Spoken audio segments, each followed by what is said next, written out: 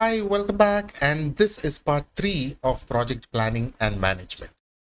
ഈ ഒരു സെക്ഷൻ നമ്മൾ ഡെഡിക്കേറ്റ് ചെയ്തേക്കുന്നത് is on the classification of projects. നമ്മുടെ സിലബസ് പ്രകാരം എന്തൊക്കെ തരം ക്ലാസിഫിക്കേഷൻ ആണ് നമ്മൾ നോക്കേണ്ടത് എന്ന് സ്പെസിഫിക് ആയിട്ടൊന്ന് പറഞ്ഞിട്ടുണ്ട്. So let's look at the various classifications. ഈ ക്ലാസിഫിക്കേഷൻ എന്ന് പറയുമ്പോഴത്തേക്ക് അത് പ്രോജക്ട്സ് എങ്ങനെ കാറ്റഗറൈസ് ചെയ്തിരിക്കുന്നു എന്നുള്ളതാണ്. അപ്പോൾ അതിൻ്റെ സ്കോപ്പ് അനുസരിച്ച് എന്താണ്, അല്ലെങ്കിൽ ആ പേർപ്പസ് അനുസരിച്ച് എന്താണ് അതിൻ്റെ ക്ലാസിഫിക്കേഷൻ, ഒബ്ജക്റ്റീവ്സ് അനുസരിച്ച് എന്താണ് അതിൻ്റെ ക്ലാസിഫിക്കേഷൻ, അതേപോലെ റിസോഴ്സസിൻ്റെ റിക്വയർമെൻറ്റ്സ്. നമുക്കറിയാം പ്രോജക്ട്സ് എന്ന് പറയുന്നത് വളരെയധികം റിസോഴ്സ് ഇൻറ്റൻസീവ് ആണല്ലേ. അപ്പോൾ റിസോഴ്സസിൻ്റെ റിക്വയർമെൻറ്റ് അനുസരിച്ച് എന്താണ് അതിൻ്റെ ക്ലാസിഫിക്കേഷൻ എന്നൊക്കെ നമുക്ക് സ്പെസിഫിക് ആയിട്ട് നോക്കേണ്ടതായിട്ടുണ്ട്. സോ ഇവിടെ we will start by classification by purpose എന്നുള്ളത്. അതിനകത്ത് ആദ്യം തന്നെ നമ്മൾ കാണുന്നത് സോഷ്യൽ പ്രോജക്ട്സ് ആണ്. സോഷ്യൽ പ്രോജക്ട്സ് എന്ന് പറയുമ്പോഴത്തേക്ക് സൊസൈറ്റിയുടെ ഉന്നമനം ഫോക്കസ് ചെയ്യുക എന്നുള്ളതാണ്. അപ്പോൾ societal wellbeing and social challenges address ചെയ്യുന്നതിന് വേണ്ടിയിട്ടുള്ള പ്രോജക്ട്സ് ആണിത്. അപ്പോൾ ഒരുപക്ഷെ ഹെൽത്ത് അവെയർനെസ് ക്യാമ്പയിൻസ് ആകാം, എഡ്യൂക്കേഷണൽ ഇനിഷ്യേറ്റീവ്സ് ആകാം, ഇനി അതും അല്ലെങ്കിൽ അണ്ടർ പ്രിവിലേജ്ഡ് ആയിട്ടുള്ള ആൾക്കാർക്കുള്ള ഹൗസിങ്ങിൻ്റെ ഡെവലപ്മെൻ്റ് ആകാം. ഇനി എക്കണോമിക് പ്രോജക്ട്സ് ഉണ്ട്. എക്കണോമിക് പ്രോജക്ട്സ് എന്ന് പറയുമ്പോഴത്തേക്ക് അതിൻ്റെ എയിം എന്ന് പറയുന്നത് എക്കണോമിക് ഗ്രോത്ത് ആണ്. ഒരു ഫൈനാൻഷ്യൽ വാല്യൂ ക്രിയേറ്റ് ചെയ്ത് എടുക്കുക, അതിന് വേണ്ടിയിട്ടുള്ള പ്രോജക്ട്സ് ആണ്. ഒരുപക്ഷെ ഇൻഡസ്ട്രിയൽ ഡെവലപ്മെന്റൽ പ്രോജക്ട്സ് വരാം ഇവിടെ. എന്താ പറയണ്ടേ, ട്രേഡ് പ്രൊമോഷനുള്ള സ്കീംസ് ഇതിനകത്ത് പെടാം. BPOs, അതായത് ബിസിനസ് പ്രോസസ്സിംഗ് അല്ലെങ്കിൽ ബിസിനസ് പ്രോസസ് ഔട്ട്സോഴ്സിങ്ങിൻ്റെ ഹബ്സ്, അതും ഒക്കെ എന്താ പറയണ്ടേ എക്കണോമിക് പ്രോജക്ട്സിൻ്റെ ഭാഗമായിട്ട് വരും. Then we also have industrial projects. ഇതെല്ലാം പല പേർപ്പസാണ്. അപ്പോൾ ഇത് സോഷ്യൽ പേർപ്പസസിന് വേണ്ടിയിട്ട്, എക്കണോമിക് പേർപ്പസസിന് വേണ്ടിയിട്ട്, അതേപോലെ ഇൻഡസ്ട്രീസ്. ഇവിടെ ഇൻഫ്രാസ്ട്രക്ചർ, ഇൻഡസ്ട്രിയൽ അല്ല ഇൻഫ്രാസ്ട്രക്ചർ പ്രോജക്ട്സ് എന്നാണ് നമ്മളിവിടെ ഈ പറയുന്നത്. അപ്പോൾ അവിടെ ഇൻഫ്രാസ്ട്രക്ചർ ഡെവലപ്പ് ചെയ്യുക, ഫിസിക്കൽ സ്ട്രക്ചേഴ്സ് അത് ഡെവലപ്പ് ചെയ്ത് കൊണ്ടുവരിക. അത് ബ്രിഡ്ജസ് ആകാം, റോഡ്സ് ആകാം, ഡാം ആകാം, പവർ പ്ലാന്റ്സ് ആകാം, ഇനി ഒരു ഏർബൻ ഡെവലപ്മെന്റ് പ്രോജക്റ്റും ആകാം. അതേപോലെ തന്നെയാണ് എൻവയറമെന്റൽ പ്രോജക്ട്സിന്റെ കാര്യം നമ്മൾ നോക്കിയാലും.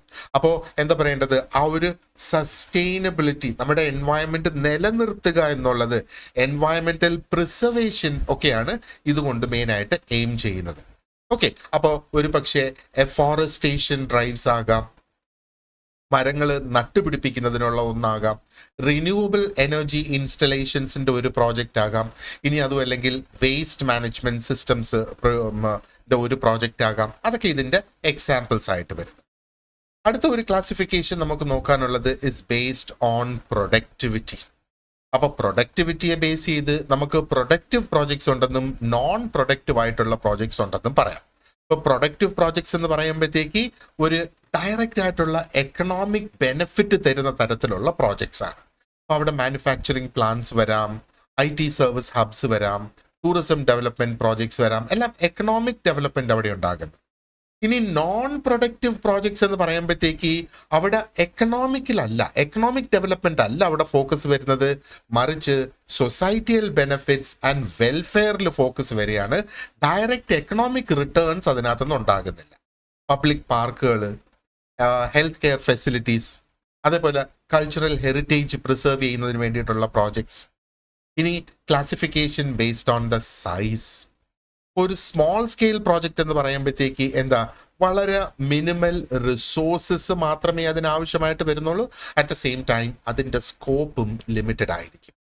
ഒരു ലോക്കൽ കമ്മ്യൂണിറ്റി ഇനിഷ്യേറ്റീവ് അതിൻ്റെ എക്സാമ്പിൾ ആണ്. ചെറിയ ബിസിനസ് സെറ്റപ്സ് അതിൻ്റെ എക്സാമ്പിൾസ് ആണ്. അതേപോലെ മീഡിയം സ്കെയിൽ പ്രോജക്ട്സ് നമ്മൾ നോക്കുകയാണെങ്കിൽ കുറച്ചും കൂടെ മോഡറേറ്റീവ് ആയിട്ടുള്ള റിസോഴ്സസിൻ്റെ റിക്വയർമെന്റ് ഇവിടെ വരുന്നത്, കുറെ കൂടെ ബ്രോഡർ ആയിട്ടുള്ള ഒബ്ജക്റ്റീവ്സ് അത് കവർ ചെയ്യുന്നു. ഒരു പക്ഷേ ഒരു റീജിയണൽ ഇൻഫ്രാസ്ട്രക്ചർ ഡെവലപ്മെന്റ് ആകാം, അല്ലെങ്കിൽ ഒരു മിഡ് സൈസ് ഇൻഡസ്ട്രിയൽ പ്ലാന്റ്സ് ആകാം. മിഡ് സൈസ് എന്താണ്, സ്മോൾ സൈസ് എന്താണ്, മിഡ് സൈസ് അത് based on the number of employees, based on the turn over, അങ്ങനെയൊക്കെ ഗവൺമെന്റ് അതിനെ ഡിഫൈൻ ചെയ്തിട്ടുണ്ട്. ഇനി ലാർജ് സ്കെയിൽ പ്രോജക്ട്സും ഉണ്ട്. ഇപ്പൊ ലാർജ് സ്കെയിൽ എന്ന് പറയുമ്പോഴത്തേക്ക് വളരെ സിഗ്നിഫിക്കൻ്റ് ആയിട്ടുള്ള റിസോഴ്സസ് വേണം, ടൈം വേണം, കോർഡിനേഷൻ ഉണ്ടാകണം, പലപ്പോഴും ഒത്തിരിയധികം പോപ്പുലേഷൻസിനെ അല്ലെങ്കിൽ ഒരു ലാർജ് ഏരിയനെ തന്നെ അത് എഫക്റ്റ് ചെയ്യത്തക്ക രീതിയിലുള്ള പ്രോജക്ട്സ് ആണ് ലാർജ് സ്കെയിൽ പ്രോജക്റ്റ് എന്ന് പറയുന്നത്. ഇപ്പം നമുക്ക് കേരളത്തിലൂടെ ഈ കൺസ്ട്രക്ട് ചെയ്തുകൊണ്ടിരിക്കുന്ന നാഷണൽ ഹൈവേ, അതേപോലെ മെഗാ പവർ പ്ലാന്റ്സ്, അത് അങ്ങനെയാണ്.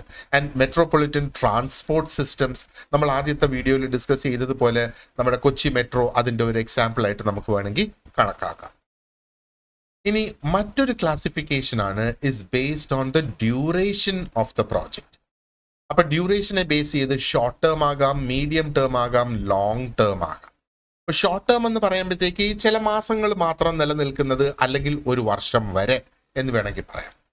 അപ്പോൾ സീസണൽ ആയിട്ടുള്ള മാർക്കറ്റിംഗ് ക്യാമ്പയിൻസ് അതിൻ്റെ ഒരു എക്സാമ്പിൾ ആണ്. ഈ ചെറിയ കൺസ്ട്രക്ഷൻ ടാസ്കുകൾ ലൈക്ക് ഒരു പ്ലേ ഗ്രൗണ്ട് ബിൽഡ് ചെയ്യുക എന്നൊക്കെയുള്ളത്. ഇനി മീഡിയം ടേം പ്രോജക്ട്സ് എന്ന് പറയുമ്പോഴത്തേക്ക് 1 മുതൽ 5 വർഷം വരെ സമയം എടുക്കുന്ന ഒരു പ്രോജക്റ്റ് ആണ് മീഡിയം എന്ന് പറയാം. അപ്പോൾ കുറെ കൂടെ ഡീറ്റെയിൽഡ് ആയിട്ടുള്ള പ്ലാനിങ്ങും ഇംപ്ലിമെന്റേഷനും ഒക്കെ അതിനകത്ത് വരും. ഒരു പക്ഷേ urban ഹൗസിംഗ് പ്രോജക്ട്സ് ആകാം, അല്ലെങ്കിൽ ഒരു റീജിയണൽ ആയിട്ടുള്ള ഒരു സ്റ്റേറ്റിൽ അല്ലെങ്കിൽ ഒരു ഡിസ്ട്രിക്റ്റിൽ റോഡ് നെറ്റ്വർക്ക്സ് ഡെവലപ്പ് ചെയ്യുന്നതാകാം. ഇനി ലോങ് ടേം എന്ന് പറയുമ്പോഴത്തേക്ക് 5 വർഷത്തിന് മുകളിലോട്ട് കാലാവധിയുള്ള പ്രോജക്ട്സ് ആണ്.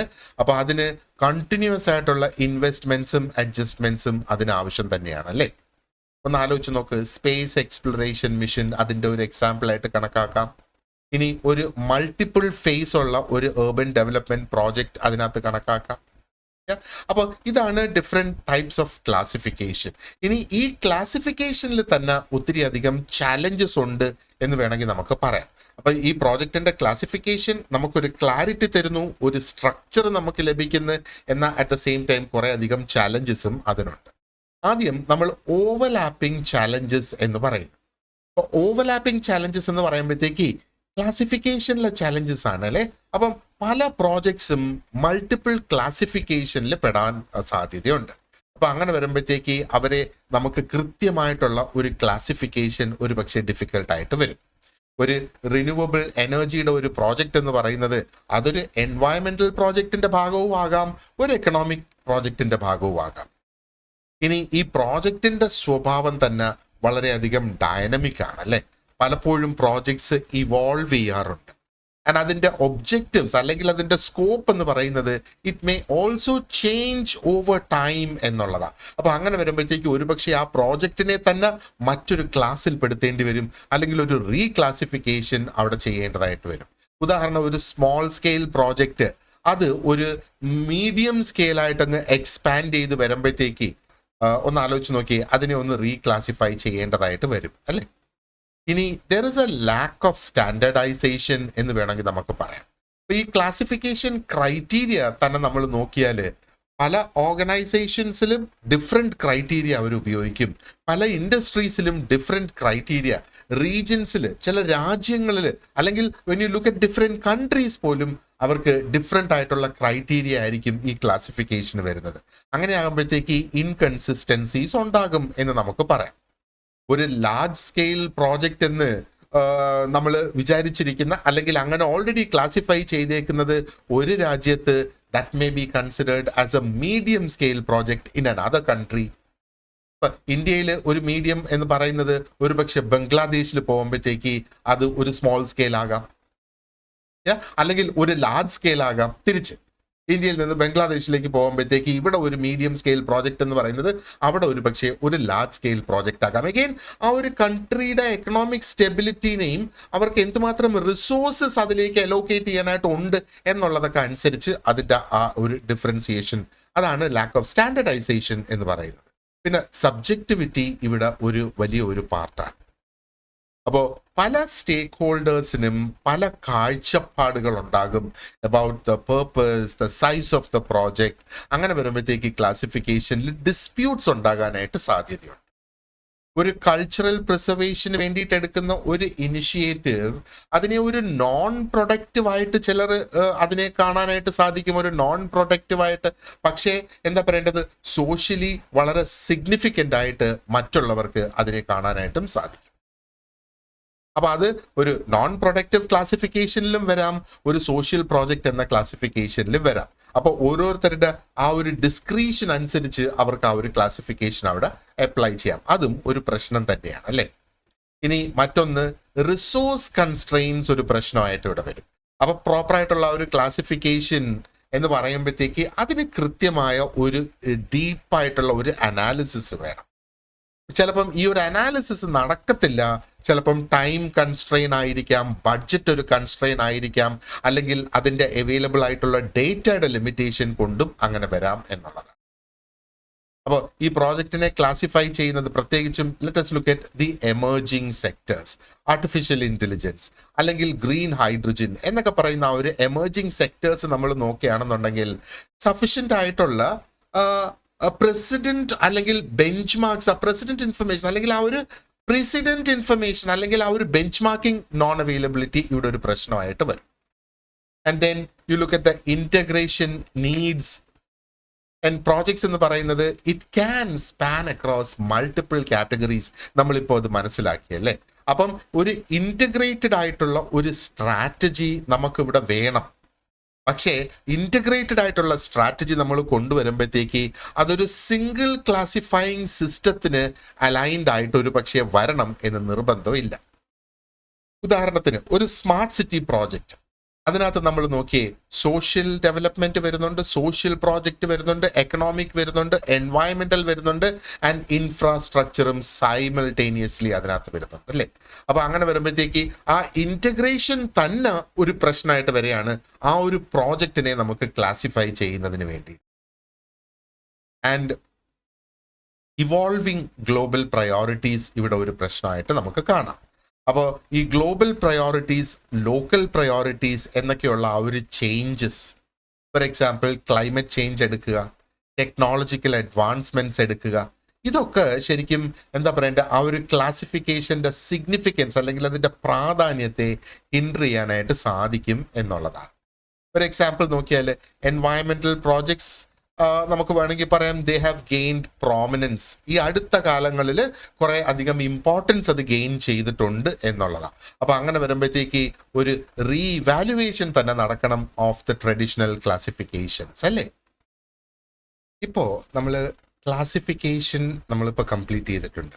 അപ്പൊ നമ്മുടെ സിലബസിൽ സ്പെസിഫിക് ആയിട്ട് നമ്മളോട് മറ്റൊരു ടോപ്പിക്ക് നോക്കാൻ ആവശ്യപ്പെട്ടിട്ടുള്ളത് ഈ സോഷ്യൽ ഡെവലപ്മെന്റ് പ്രോജക്ട്സിന്റെ ക്യാരക്ടറിസ്റ്റിക്സ് നോക്കാനായിട്ട് നമ്മളോട് ആവശ്യപ്പെട്ടിട്ടുണ്ട്. അപ്പൊ സോഷ്യൽ ഡെവലപ്മെന്റ് പ്രോജക്ട്സ് എന്ന് പറയുമ്പോഴത്തേക്ക് they are driving transformative changes in communities. അപ്പൊ കമ്മ്യൂണിറ്റീസിൽ ചേഞ്ചസ് വരുത്തുന്നതിന് വേണ്ടിയിട്ട് സ്പെസിഫിക്കലി ഉള്ള പ്രോജക്ട്സ് ആണ് സോഷ്യൽ ഡെവലപ്മെന്റ് പ്രോജക്ട്സ് എന്ന് പറയുന്നത്. അപ്പൊ അതിന്റെ സവിശേഷതകൾ എന്താണ് എന്ന് നമുക്കൊന്ന് നോക്കാം. ഇപ്പം സോഷ്യൽ ഡെവലപ്മെന്റ് പ്രോജക്ട്സ് എന്ന് നമ്മൾ പറയുമ്പോഴത്തേക്ക് these are unique projects and ഈ പ്രോജക്ട്സ് കൊണ്ട് ഉദ്ദേശിക്കുന്നത് is to bring about transformative ആയിട്ടുള്ള ചേഞ്ചസ് കമ്മ്യൂണിറ്റീസിൽ കൊണ്ടുവരിക എന്നുള്ളതാണ്. ആൻഡ് അതിൻ്റെ ഫോക്കസ് എന്ന് പറയുന്നത് ആ ഇനിക്വാളിറ്റീസ്, സമൂഹത്തിൽ നിലനിൽക്കുന്ന ഇനിക്വാളിറ്റീസ് അത് റെഡ്യൂസ് ചെയ്യുക, ക്വാളിറ്റി ഓഫ് ലൈഫ് ഇംപ്രൂവ് ചെയ്യുക എന്നൊക്കെയുള്ളതാണ്. നമ്മൾ മറ്റുള്ള ഏത് പ്രോജക്റ്റ് നമ്മൾ നോക്കിയിരുന്നാലും പലപ്പോഴും ഫൈനാൻഷ്യൽ ഔട്ട്കം ആയിരിക്കും അതിൻ്റെ ഒരു ഒരു ഒരു ഒരു ഔട്ട്കം, അല്ലെങ്കിൽ അത് ഉദ്ദേശിച്ചായിരിക്കും ബാക്കി പ്രോജക്ട്സ് എല്ലാം അവിടെ വരിക. സോഷ്യൽ ഡെവലപ്മെന്റ് ഇനിഷ്യേറ്റീവ്സ് അല്ലെങ്കിൽ സോഷ്യൽ ഡെവലപ്മെന്റ് പ്രോജക്ട്സ് എന്ന് പറയുമ്പോഴത്തേക്ക് ഒരു സസ്റ്റൈനബിൾ ആയിട്ടുള്ള ഇക്വിറ്റബിൾ ആയിട്ടുള്ള സൊല്യൂഷൻസ് കൊണ്ടുവരിക എന്നുള്ളതാണ്. സൊസൈറ്റിയിൽ വളരെയധികം ബുദ്ധിമുട്ടുണ്ടാക്കുന്ന പ്രശ്നങ്ങൾക്കൊരു പരിഹാരം എന്ന നിലയിൽ.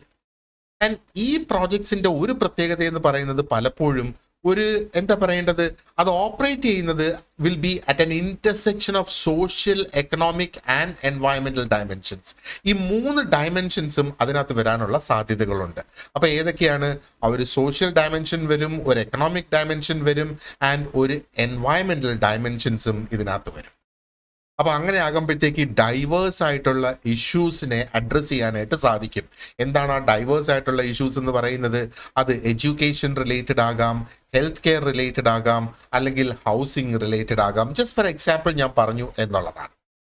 അപ്പൊ ഈ സോഷ്യൽ ഡെവലപ്മെന്റ് പ്രോജക്റ്റിന്റെ സക്സസ് എന്ന് പറയുന്നത് it depends on their ability to engage communities and assess and achieve meaningful social impacts. Meaningful അർത്ഥവത്തായ സോഷ്യൽ ഇമ്പാക്റ്റ് അവിടെ ക്രിയേറ്റ് ചെയ്യുക എന്നുള്ളത്. And at the same time നമുക്ക് സസ്റ്റൈനബിലിറ്റി ഉറപ്പുവരുത്തണം. കാരണം ഇത് ഒരു ലോങ് ടേമിൽ ഇത് സസ്റ്റൈനബിൾ ആയിരിക്കണം, ഇത് നിലനിൽക്കണം, ഇതിന്റെ എഫക്റ്റ് കുറേ നാൾ നിൽക്കണം എന്നുള്ളതാണ്.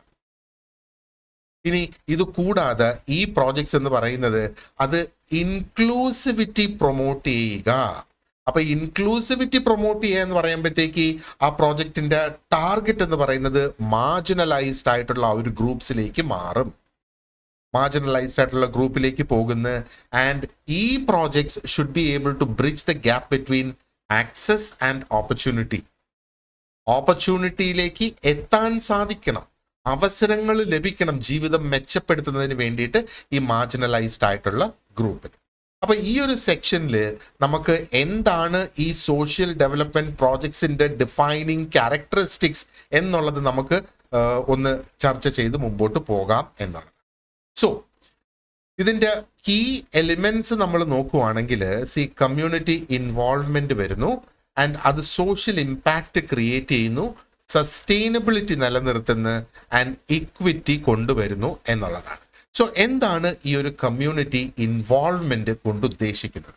ഇപ്പൊ കമ്മ്യൂണിറ്റി ഇൻവോൾവ്മെന്റ് എന്ന് പറയുന്നത് സോഷ്യൽ ഡെവലപ്മെന്റ് പ്രോജക്ട്സിന്റെ ഒരു മൂലക്കല്ലാണ്, അല്ലെങ്കിൽ സോഷ്യൽ ഡെവലപ്മെന്റ് പ്രോജക്ട്സിന്റെ സക്സസ് ശരിക്കും ഈ കമ്മ്യൂണിറ്റി ഡെവലപ്മെന്റിൽ ഡിപ്പെൻഡ് ചെയ്തിരിക്കുന്നു എന്നുള്ളതാണ്. കാരണം ഈ പ്രോജക്ട്സ് നമ്മൾ പ്രത്യേകിച്ച് നോക്കുകയാണെന്നുണ്ടെങ്കിൽ ഇത് ഫോസ്റ്റർ ചെയ്യുന്നത് ownership, trust and alignment with community needs. ആ കമ്മ്യൂണിറ്റി നീഡ്സ് എന്താണോ ആ കമ്മ്യൂണിറ്റി നീഡ്സുമായിട്ട് അലൈൻ ചെയ്തു പോകുന്ന പ്രോജക്ട്സ് ആണ് ഈ സോഷ്യൽ ഡെവലപ്മെന്റ് പ്രോജക്ട്സ് എന്ന് പറയുന്നത്. അപ്പൊ ലോക്കലായിട്ടുള്ള സ്റ്റേക്ക് ഹോൾഡേഴ്സിനെ എല്ലാ സ്റ്റേജിലും, ഈ ഒരു പ്രോജക്റ്റിന്റെ ലൈഫ് സൈക്കിളിലെ എല്ലാ സ്റ്റേജിലും ലോക്കലായിട്ടുള്ള സ്റ്റേക്ക് ഹോൾഡേഴ്സിനെ ഇൻവോൾവ് ചെയ്ത് കൊണ്ടുപോകണം. അപ്പോഴാണ് എന്താ പറയേണ്ടത്, ഈ പ്രോജക്റ്റ് ശരിക്കും അവർക്ക് റെലവെന്റ് ആകുന്നത്, സസ്റ്റൈനബിൾ ആകുന്നത്, ആൻഡ് അതിനൊരു വൈഡ് ആക്സെപ്റ്റൻസ് കിട്ടുന്നതും ഈ ഒരു അവസരത്തിൽ തന്നെയാണ്. ആൻഡ് ഇവിടെ പാർട്ടിസിപ്പേറ്ററി പ്ലാനിങ് എന്ന ഒരു കോൺസെപ്റ്റ് ഉണ്ട്. എന്താ പറയേണ്ടത്, ഈ ഒരു എന്താ പറയേണ്ട കമ്മ്യൂണിറ്റി ഇൻവോൾവ്മെന്റിനെ കുറിച്ച് നമ്മൾ സംസാരിക്കുമ്പോഴത്തേക്ക്, അപ്പോൾ ആ പാർട്ടിസിപ്പേറ്ററി പ്ലാനിങ് എന്ന് പറയുമ്പോഴത്തേക്ക് എന്താണ് അതുകൊണ്ട് ഉദ്ദേശിക്കുന്നത്? പബ്ലിക്കിന്റെ ഒപ്പീനിയൻ തേടുക, ഫോക്കസ് ഗ്രൂപ്പ്സ് ഉണ്ടാക്കുക, അതേപോലെ തന്നെ കോ ക്രിയേഷൻ വർക്ക്ഷോപ്സ് ഉണ്ടാവുക. ഇങ്ങനെയൊക്കെ നോക്കുന്ന എല്ലാം വളരെ എഫക്റ്റീവ് ആയിട്ടുള്ള മാർഗങ്ങളാണ് പല തരത്തിലുള്ള സ്റ്റേക്ക് ഹോൾഡേഴ്സിൽ നിന്ന് ഇൻഫർമേഷൻ ഗ്യാദർ ചെയ്ത് കൊണ്ടുവരുന്നതിന് വേണ്ടി.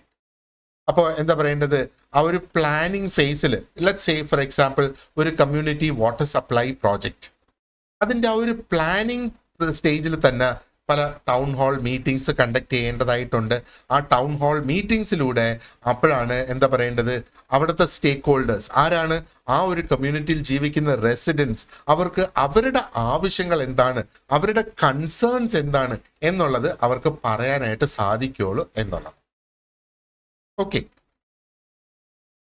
ഇനി മറ്റൊരു പ്രധാന ഘടകം എന്ന് പറയുന്നത് ഇത് ക്രിയേറ്റ് ചെയ്യുന്ന സോഷ്യൽ ഇമ്പാക്റ്റ് ആണ്. സോഷ്യൽ ഇമ്പാക്റ്റ് എന്ന് നമ്മൾ പറയുമ്പോഴത്തേക്ക് ഒരു ട്രാൻസ്ഫോർമേറ്റീവ് ആയിട്ടുള്ള ഒരു ചേഞ്ച് സൊസൈറ്റിയിൽ കൊണ്ടുവരിക എന്നുള്ള ഒരു ഉദ്ദേശമുണ്ട് സോഷ്യൽ ഡെവലപ്മെന്റ് പ്രോജക്ട്സിന്. അപ്പൊ അങ്ങനെ വരുമ്പോഴത്തേക്ക് എന്താ, ആ ട്രാൻസ്ഫോർമേറ്റീവ് ആയിട്ടുള്ള ആ ഒരു ചേഞ്ച് എന്ന് പറയുമ്പോഴത്തേക്ക് ആൾക്കാരുടെ ജീവിത നിലവാരം മെച്ചപ്പെടുത്തിയെടുക്കുക എന്നുള്ളതാണ്. ഈ ചേഞ്ചസ് അവിടെ നടക്കുന്നത് മെഷർ ചെയ്യുക എന്നുള്ളത് എന്താ പറയണ്ടേ, ഈ ഒരു പ്രോജക്റ്റിന്റെ ഒബ്ജക്റ്റീവ്സ് നേടിയോ ഇല്ലയോ എന്ന് മനസ്സിലാക്കാനായിട്ട് നമ്മളെ സഹായിക്കും എന്നുള്ളതാണ്. അപ്പൊ അതിന് ഒത്തിരി അധികം ടൂൾസ് നമുക്ക് ഉപയോഗിക്കാം. ഒന്ന് സോഷ്യൽ ഇമ്പാക്ട് അസസ്മെന്റ്, SIA. അപ്പൊ അവിടെ ഒരു സോഷ്യൽ അല്ലെങ്കിൽ എൻവയറമെന്റൽ ചേഞ്ചസ് ഇവാലുവേറ്റ് ചെയ്യാനായിട്ട് സാധിക്കും. ആ ഒരു സമൂഹത്തിൽ കൊണ്ടുവന്ന ചേഞ്ചസ്, കാരണം ഇതിനകത്ത് വരുന്നത് എന്തൊക്കെയാണ്, ഒരു ക്വാളിറ്റി ഓഫ് ലൈഫ് ഒരു മെട്രിക്കാണ്, ഒരു ഘടകമാണ്. ഇനി എസെൻഷ്യൽ സർവീസസ് അവർക്ക് ലഭിക്കുന്നുണ്ടോ ഇല്ലയോ, അപ്പം ആക്സസ് ടു എസെൻഷ്യൽ സർവീസസ് എന്നുള്ളത് മറ്റൊരു ഘടകമാണ്. ആൻഡ് ആ ഒരു ഇനീക്വാളിറ്റി, തുല്യമില്ലായ്മ എന്നുള്ളതിനെ കുറച്ചു കൊണ്ടുവരിക എന്നുള്ളത്, അത് വീണ്ടും എന്താ പറയേണ്ടത്, അതിനെ നമുക്ക് മെഷർ ചെയ്യാനായിട്ട് സാധിക്കും. ഇനി അതിനുവേണ്ടി ഉപയോഗിക്കാവുന്ന മറ്റൊരു ടൂളാണ് social return of investment. Return of investment എന്ന് പറയുന്ന ഏതൊരു ബിസിനസിനെ സംബന്ധിച്ചിടത്തോളം ഉണ്ട്. അപ്പൊ ഇത് സൊസൈറ്റിയിലേക്ക് ആയതുകൊണ്ട് ആ ഒരു സോഷ്യൽ റിട്ടേൺ ഓഫ് ഇൻവെസ്റ്റ്മെന്റ് അതിനെ പറയുന്നത് SROI. അപ്പൊ ഇവിടെ എന്താ, quantify social value relative to investment എന്നുള്ളതാണ്. അപ്പൊ SROI ചെയ്യുന്ന എന്താണ്, ആ ഒരു സോഷ്യൽ വാല്യൂ, ആ സമൂഹത്തിൽ ക്രിയേറ്റ് ചെയ്തേക്കുന്ന ആ ഒരു വാല്യൂ, അത് എന്തുമാത്രം വിലപ്പെട്ടതാണ് അല്ലെങ്കിൽ എന്തുമാത്രം വലുതാണ് റിലേറ്റഡ് ടു ഇറ്റ്സ് ഇൻവെസ്റ്റ്മെന്റ്, അതിന്റെ മുടക്ക് മുതലുമായിട്ട് വെച്ച് നോക്കുമ്പം അത് എന്തുമാത്രം ചേഞ്ചസ് കൊണ്ടുവന്നു എന്നുള്ളത്. അതാണ് സോഷ്യൽ റിട്ടേൺ ഓഫ് ഇൻവെസ്റ്റ്മെന്റ് എന്ന് പറയുന്നത്. ഫോർ എക്സാമ്പിൾ, നമ്മൾ എഡ്യൂക്കേഷൻ പ്രോജക്റ്റിനെ കുറിച്ചൊന്ന് ആലോചിച്ച് നോക്കുക. ആ ഒരു എഡ്യൂക്കേഷൻ പ്രോസസ്സ് അല്ലെങ്കിൽ ആ ഒരു പ്രോജക്റ്റ് എന്ന് പറയുന്നത് ലിറ്ററസി ലെവൽ അല്ലെങ്കിൽ ലിറ്ററസി റേറ്റ് കൂട്ടാനായിട്ട് ഉദ്ദേശിച്ചിട്ടുള്ളതാണ്. അതേപോലെ എക്കണോമിക് പ്രൊഡക്ടിവിറ്റിയും അവിടെ കൂടി വരണം. വിദ്യാഭ്യാസം കൂടുമ്പോഴത്തേക്ക് ആൾക്കാർക്ക് നല്ല നിലവാരത്തിലുള്ള ജോലികൾ കിട്ടാനുള്ള സാധ്യത വരുന്നത്. അപ്പൊ അങ്ങനെ നോക്കുമ്പോഴത്തേക്ക് ഒരു ഹൈ സോഷ്യൽ റിട്ടേൺ നമുക്ക് അവിടെ കാണാം, അല്ലേ? അപ്പോൾ നമ്മൾ പല കേസ് സ്റ്റഡീസും നമ്മൾ എടുത്ത് നോക്കുകയാണെന്നുണ്ടെങ്കിൽ നമുക്ക് ഇത് കാണാനായിട്ട് കഴിയും. അപ്പം പല സ്റ്റേറ്റ്സിലും ഈ സ്ലം റീഡെവലപ്മെന്റ് കൊണ്ടുവരുന്നുണ്ട്. അപ്പോൾ അവിടെ എന്തുമാത്രം ഡിസീസസ് കുറഞ്ഞു, എന്തുമാത്രം എംപ്ലോയ്മെന്റ് അവിടെ കൂട്ടാനായിട്ട് സാധിച്ചു എന്നൊക്കെയുള്ളത്. അതേപോലെ വിമൻ എംപവർമെന്റ് ഒരു കേസ് സ്റ്റഡി ആയിട്ട് നമ്മൾ നോക്കുകയാണെന്നുണ്ടെങ്കിൽ സ്ത്രീകൾക്ക് ആ ഒരു ഇൻകം ലെവൽസ് കൂടി വരുന്നത്, അതേപോലെ ലീഡർഷിപ്പ് റോൾസിലേക്ക് സ്ത്രീകൾ കടന്നു വരുന്നത് ഒക്കെ നോക്കുകയാണെന്നുണ്ടെങ്കിൽ നമുക്ക് അതിൽ നിന്ന് മനസ്സിലാക്കാനായിട്ട് സാധിക്കും. അല്ലെങ്കിൽ നമുക്ക് ആ ഒരു സോഷ്യൽ ഇമ്പാക്റ്റ് എന്തുമാത്രം ഉണ്ടായി എന്നുള്ളത് മെഷർ ചെയ്യാനായിട്ട് സാധിക്കും എന്നുള്ളതാണ്. ഇനി ഇതിന്റെ മറ്റൊരു സവിശേഷത എന്ന് പറയുന്നത് സസ്റ്റൈനബിലിറ്റി. എപ്പോഴും ഞാൻ പറയാറുള്ളത്, സസ്റ്റൈനബിലിറ്റി എന്ന് പറയുമ്പോഴത്തേക്ക് ലോങ് ലാസ്റ്റിംഗ് ആയിട്ടുള്ള എഫക്റ്റ് അതിനുണ്ടായിരിക്കണം. And at the same time ഭാവിയിൽ വരാൻ സാധ്യതയുള്ള ചലഞ്ചസിനെ പോലും ഇതിന് തരണം ചെയ്ത് മുമ്പോട്ട് പോകാനായിട്ട് സാധിക്കണം എന്നുള്ളതാണ്. അപ്പോൾ നമ്മൾ ആ ഒരു എൻവയോൺമെന്റൽ, എക്കണോമിക് ആൻഡ് സോഷ്യൽ സസ്റ്റൈനബിലിറ്റിയെ ഇന്റഗ്രേറ്റ് ചെയ്ത് കൊണ്ടുവരണം ഈ ഒരു പ്രോജക്റ്റിന്റെ ഉള്ളിലേക്ക്. അപ്പോൾ അതിന് ചില പ്രിൻസിപ്പിൾസ് നമ്മൾ മെയിൻറ്റെയിൻ ചെയ്യേണ്ടതായിട്ടുണ്ട്. ഒന്ന്, എൻവയോൺമെന്റൽ പ്രിൻസിപ്പിൾ. എന്താണിത്? മിനിമൈസ് എക്കോളജിക്കൽ ഫുട് പ്രിന്റ്സ്. അപ്പോൾ ഈ എക്കോളജിക്കൽ ഫുട് പ്രിന്റ്സ് മിനിമൈസ് ചെയ്യുക എന്ന് പറഞ്ഞാൽ ഒരു പക്ഷേ നമ്മൾ റിന്യൂവബിൾ ആയിട്ടുള്ള എനർജി സൊല്യൂഷൻസിലേക്ക് പോവുക, സോളാർ എനർജി എന്നൊക്കെയുള്ള ആ ഒരു നിലയിലേക്ക്. ആൻഡ് എക്കണോമിക് സസ്റ്റൈനബിലിറ്റി മറ്റൊരു പ്രിൻസിപ്പിളാണ് ഇതിനകത്ത്. അപ്പോൾ ഇവിടെ നമ്മൾ മോഡൽസ് ക്രിയേറ്റ് ചെയ്യണം. സെൽഫ് സഫിഷ്യൻസിയെ സപ്പോർട്ട് ചെയ്യുന്ന മോഡൽസ് ഇവിടെ നമ്മൾ ക്രിയേറ്റ് ചെയ്ത് കൊണ്ടുവരണം. അതിൻ്റെ എക്സാമ്പിൾസ് ആണ് കോഓപ്പറേറ്റീവ് സൊസൈറ്റീസ്, മൈക്രോ ഫൈനാൻസ് എന്നൊക്കെ നമ്മൾ പറയുന്നത്. ആ ഒരു എക്കണോമിക് സസ്റ്റൈനബിലിറ്റി അതേപോലെ സോഷ്യൽ സസ്റ്റൈനബിലിറ്റിയും നമുക്ക് അവിടെ നിലനിർത്തേണ്ടതായിട്ടുണ്ട്. അപ്പോൾ അങ്ങനെ വരുമ്പോഴത്തേക്ക് എന്താണ്, നമുക്ക് ആ ഒരു എന്താ പറയണ്ടേ, സോഷ്യൽ സർവീസസിൻ്റെയൊക്കെ ആ ഒരു ഇന്റർവെൻഷൻസ് നമ്മളവിടെ കൂട്ടിക്കൊണ്ടുവരണം. ഈ കമ്മ്യൂണിറ്റീസിനെ റെസിലിയൻ്റ് ആക്കുന്നതിനും ആ ഒരു സോഷ്യൽ കൊഹെഷൻ കൊണ്ടുവരുന്നതിനും വേണ്ടിയിട്ട്. കമ്മ്യൂണിറ്റീസിനെ റെസിലിയൻ്റ് ആക്കി എടുക്കുക എന്ന് പറയുമ്പോഴത്തേക്ക് എന്താണ്, ഒരു പ്രശ്നത്തിൽ ചെന്നാൽ അതിൽ നിന്ന് ഉയർത്തെഴുന്നേക്കാൻ കഴിയുന്ന ഒരു കമ്മ്യൂണിറ്റിയെ നമുക്ക് വാർത്തെടുക്കാനായിട്ട് സാധിക്കണം എന്നുള്ളതാണ്. ഇനി എന്തൊക്കെയാണ് ആ ഒരു ലോങ് ടേം ബെനിഫിറ്റിനുള്ള സ്ട്രാറ്റജീസ് എന്ന് പറയുന്നത്? Capacity building initiatives. അപ്പോൾ കപ്പാസിറ്റി ബിൽഡിംഗ് എന്ന് പറയുമ്പോഴത്തേക്ക് ഒരു പക്ഷേ ലോക്കൽസിനെ ട്രെയിൻ ചെയ്യുക, may be water purification manage ചെയ്യുന്നതിന് വേണ്ടിയിട്ട് അല്ലെങ്കിൽ സോളാർ സിസ്റ്റത്തിന്റെ ഇൻസ്റ്റലേഷന് വേണ്ടിയിട്ട്. അതാണ് കപ്പാസിറ്റി ബിൽഡിംഗ്. അപ്പോൾ അവർക്ക് സ്വയമേ അത് ഇനി ചെയ്യാനായിട്ട് സാധിക്കും എന്നുള്ളത്. ആൻഡ് മറ്റൊരു സംഗതി മെയിൻ്റെനൻസ് ഫണ്ട്സ് എന്ന് നമ്മളിവിടെ ഈ പറയുന്നത്. അപ്പോൾ മെയിൻ്റെനൻസ് ഫണ്ട്സ് എസ്റ്റാബ്ലിഷ് ചെയ്തെടുക്കുക, ഒരു പക്ഷേ കമ്മ്യൂണിറ്റി കോൺട്രിബ്യൂഷൻസിലൂടെ ആകാം. അപ്പോൾ അങ്ങനെ വരുമ്പോഴത്തേക്ക് നമ്മൾ ഈ ഓൾറെഡി ബിൽഡ് ചെയ്തിട്ടുള്ള ഫെസിലിറ്റീസ് ഉണ്ടല്ലോ, ലൈക്ക് ഈ ഗ്രീൻ എനർജി എന്നൊക്കെ പറയുന്ന ഫെസിലിറ്റീസ്, അതിൻ്റെ നിലനിൽപ്പിന് അല്ലെങ്കിൽ അതിനെ മെയിൻറ്റെയിൻ ചെയ്ത് കൊണ്ടുപോകുന്നതിന് വേണ്ടിയിട്ട് നമുക്ക് സാധ്യമാകും എന്നുള്ളതാണ്. ആൻഡ് മറ്റൊരു സംഗതി, ഒരു സവിശേഷത എന്ന് പറയുന്നത് is equity and inclusion. Equity എന്ന് പറയുമ്പോഴത്തേക്ക് അതിനകത്ത് വേറെ പ്രത്യേകിച്ചൊന്നുമില്ല, ഈക്വൽ ഓപ്പർച്യൂണിറ്റീസ് തന്നെയാണ് അവിടെ വരുന്നത്. ഇൻക്ലൂഷൻ എന്ന് പറയുമ്പോഴത്തേക്ക് ആ മാർജിനലൈസ്ഡ് ആയിട്ടുള്ള ആ ഒരു പോപ്പുലേഷൻസിനെ കൂടെ ഉൾപ്പെടുത്തി കൊണ്ടുവരിക. ഒരു പക്ഷേ ഡിസിഷൻ മേക്കിംഗ് പ്രോസസ്സിൽ തുടങ്ങണം അവരുടെ ആ ഒരു ഉൾപ്പെടുത്തൽ, ഇംപ്ലിമെന്റേഷനിലും അവരെ ഉൾപ്പെടുത്തി കൊണ്ടുവരണം. അപ്പോഴാണ് അതിൻ്റെ എന്താ ആ ഒരു പ്രാധാന്യം അവർക്ക് മനസ്സിലാവുക, അതിൻ്റെ ഭാഗമാണ് എന്ന് മനസ്സിലാവുക, അതിനെ അവർക്ക് ഓൺ ചെയ്ത് ആ ഒരു ഓണർഷിപ്പിൽ മുമ്പോട്ട് പോകാനായിട്ട് സാധിക്കുന്നത്. അപ്പോൾ അതിന് നമുക്ക് ടാർഗറ്റഡ് ആയിട്ടുള്ള അപ്രോച്ചസ് വേണം ഈ ഒരു ഇക്വിറ്റിയും ഇൻക്ലൂഷനും ബിൽഡ് ചെയ്യുന്നതിന് വേണ്ടിയിട്ട്. അപ്പോൾ ഒന്ന് ജെൻഡർ ടാർഗറ്റ് ചെയ്തുകൊണ്ട് ഒരു ജെൻഡർ ഇക്വിറ്റി അവിടെ കൊണ്ടുവരുന്നതിന് വേണ്ടിയിട്ട് നമുക്ക് പ്രോജക്ട്സ് ഉണ്ട് അല്ലേ. There are projects like solar മാമാസ് എന്നൊക്കെ പറയുന്നത്. അപ്പോൾ ആ പ്രോജക്റ്റ് കൊണ്ട് ഉദ്ദേശിക്കുന്നത് എന്താണ്? റൂറൽ ഏരിയാസിലെ സ്ത്രീകൾക്ക് ട്രെയിനിങ് ലഭിക്കുകയാണ് ഈ സോളാർ പാനൽസും ഇൻസ്റ്റാൾ ചെയ്യുന്നതിനും അത് മെയിൻറ്റെയിൻ ചെയ്യുന്നതിനും വേണ്ടിയിട്ട്. അപ്പോൾ എന്താ, അവർക്ക് അതിൻ്റെ ട്രെയിനിങ് ലഭിക്കുമ്പോഴത്തേക്ക് ദേ ആർ എംപവേർഡ് എന്ന് പറയാം അല്ലേ. അവർ എക്കണോമിക്കലി എംപവേർഡ് ആവുകയാണ്. അറ്റ് ദ സെയിം ടൈം എന്താ പറയണ്ടേ, ആ ഒരു എനർജി നീഡ്സിനെയും അവർക്ക് അഡ്രസ്സ് ചെയ്യാനായിട്ട് സാധിക്കുന്നു എന്നുള്ളത്. മറ്റൊന്ന് ഡിസബിലിറ്റി ഇൻക്ലൂഷൻ ആണ്. അപ്പോൾ ഡിസബിലിറ്റി ഇൻക്ലൂഷൻ എന്ന് പറയുമ്പോഴത്തേക്ക് for example let's say school building projects, ഒരു പക്ഷേ ഡിസേബിൾഡ് ആയിട്ടുള്ള കുട്ടികൾക്ക് ആ സ്കൂളിലേക്ക് പോകുന്നതിന് വേണ്ടിയിട്ട് ചിലപ്പം വീൽ ചെയർ ഉപയോഗിക്കേണ്ടതായിട്ട് വരും. അപ്പോൾ വീൽ ചെയർ ഉപയോഗിക്കണമെങ്കിൽ ആ വീൽ ചെയർ ഓടിച്ചു പോകാനുള്ള റാമ്പ് അവിടെ ഉണ്ടാകണം. അത് സ്കൂളിലേക്ക് കയറ്റുന്നതിന് അവർക്ക് സ്റ്റെപ്പിലൂടെ കടന്നു പോകാനായിട്ട് കഴിയില്ലല്ലോ. അപ്പോൾ ഇത് ഓടിച്ചു കൊണ്ടുപോകുന്നതിനുള്ള ഒരു സ്ഥലമാണ് ആ റാമ്പ് എന്ന് പറയുന്നത്. അതേപോലെ അവർക്ക് അത് കൊണ്ടുവരുന്നതിന് സ്പെസിഫിക് ആയിട്ടുള്ള പേവ്മെന്റ്സ്, ചെറിയ പാതകൾ അവർക്ക് അതിന് നിർമ്മിച്ചു കൊടുക്കുക കുട്ടികൾക്ക്, അങ്ങനെയുള്ള കുട്ടികൾക്ക് സ്കൂൾ ആക്സസ് ചെയ്യുന്നതിന്. അത് ഡിസബിലിറ്റി ഇൻക്ലൂഷൻ എന്ന് നമ്മൾ ഉദ്ദേശിക്കുന്നത് അതാണ്. ആൻഡ് അതേപോലെ പോവർട്ടി അലിവിയേഷൻ മീൻസ് പോവർട്ടി ഇല്ലായ്മ ചെയ്യുക എന്നുള്ളത്. അപ്പോൾ ലൈവ്ലിഹുഡ്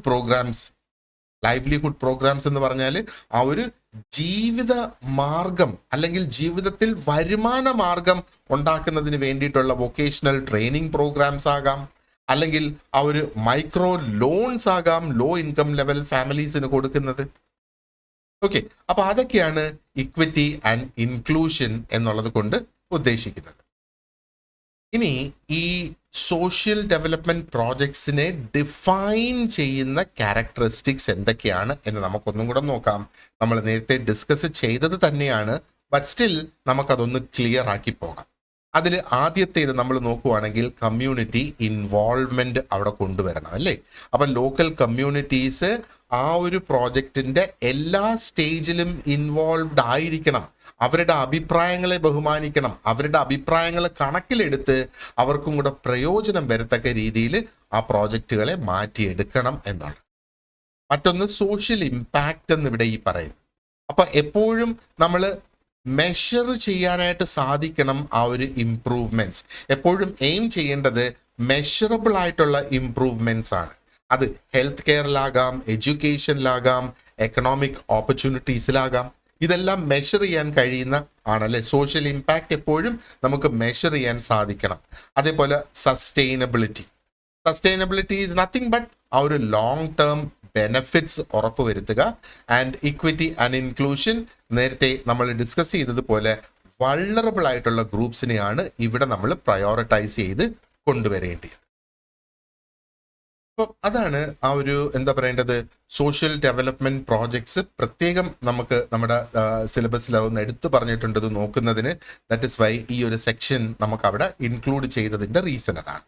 ഇനി എന്താണ് ആ ഒരു പ്രോജക്റ്റ് സൈക്കിൾ അല്ലെങ്കിൽ പ്രോജക്റ്റ് ലൈഫ് സൈക്കിൾ എന്നുള്ളത് നമുക്ക് നോക്കാം. അപ്പോൾ പ്രോജക്റ്റ് മാനേജ്മെന്റിന്റെ ഭാഗമായിട്ടാണ് ശരിക്കും ഇതിവിടെ വരുന്നത്. ഒരു പ്രോജക്റ്റ് മാനേജ്മെന്റിലേക്ക് കടക്കുന്നതിന് മുമ്പേ നമുക്ക് പ്രോജക്റ്റ് സൈക്കിൾ എന്താണ് എന്നുള്ളത് നമുക്കൊന്ന് നോക്കാം. അപ്പോൾ പ്രോജക്റ്റ് സൈക്കിൾ എന്ന് പറയുന്നത് ഒരു പ്രോജക്റ്റിന്റെ ലൈഫ് സൈക്കിളിലുള്ള ഡിഫറെന്റ് സ്റ്റേജസ് ആണ് ഈ പ്രോജക്റ്റ് സൈക്കിൾ എന്ന് പറയുന്നത്. അപ്പം ഇത് നമ്മൾ തുടക്കത്തിൽ ആ ഒരു എക്സാമ്പിൾ നമ്മൾ ഡിസ്കസ് ചെയ്തു, കൊച്ചി മെട്രോയുടെ കാര്യം ഡിസ്കസ് ചെയ്തപ്പം പ്രോജക്റ്റ് സൈക്കിളാണ് നമ്മൾ അതിനകത്ത് ആക്ച്വലി ഡിസ്കസ് ചെയ്ത് പോയത്.